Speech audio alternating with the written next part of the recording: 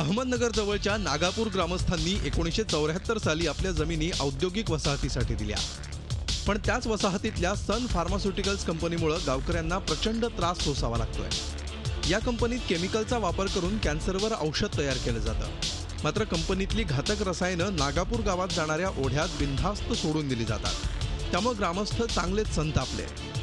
शासनाने याला कशी परमिशन दिली आणि हा प्लांट केमिकलचा असून सुद्धा गावालगत याला बांधण्याची कशी परवानगी दिली?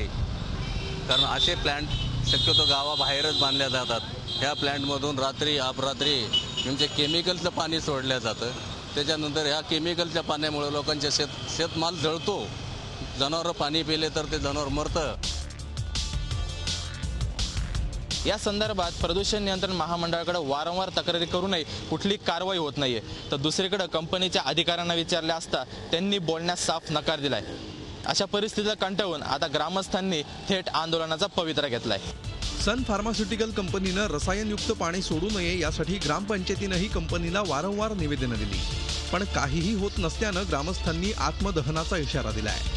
प्रशासनाची भूमिका जर असेल की भोपाळची दुर्घटनेसारखा या ठिकाणी एखादी घटना व्हावी आणि मोठी मनुष्यहानी व्हावी, अशी जर प्रशासनाची आणि कंपनीची जर भूमिका असेल तर त्याला या ठिकाणी नागरिक चोख पद्धतीने उत्तर देतील। फॅक्टरीमधून जे बाहेर सोडलेलं पाणी असतं, पाणी असेल त्यांचं पाण्याबरोबरच त्याचं वायू प्रदूषण सुद्धा मोठ्या प्रमाणामध्ये होतं। हा वास जो आहे 1 किलोमीटर 1.5 किलोमीटर परिसरामध्ये त्याचा दुर्गंधी पसरते आणि त्या दुर्गंधीचा त्रास लहान मुलांना श्वास घेताना होतो। आणि मला वाटतं भविष्यात हे सगळे त्रास जर कमी करायचे असतील तर शासनाने तातडीने याचा विचार केला गेला पाहिजे।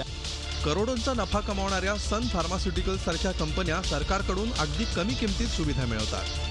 पर्यावरण रक्षणाचं आणि प्रदूषण नियंत्रणाचे उपाय त्यांनी योजावेत अशी माफक अपेक्षा असते, पण वारंवार सांगूनही ते होत नसेल तर अशा मगरूर कंपनीवर सरकारनंच कारवाई करायला नको का? निखिल चौकर, झी मीडिया, अहमदनगर। झी 24 तास रहा एक पाऊल पुढे।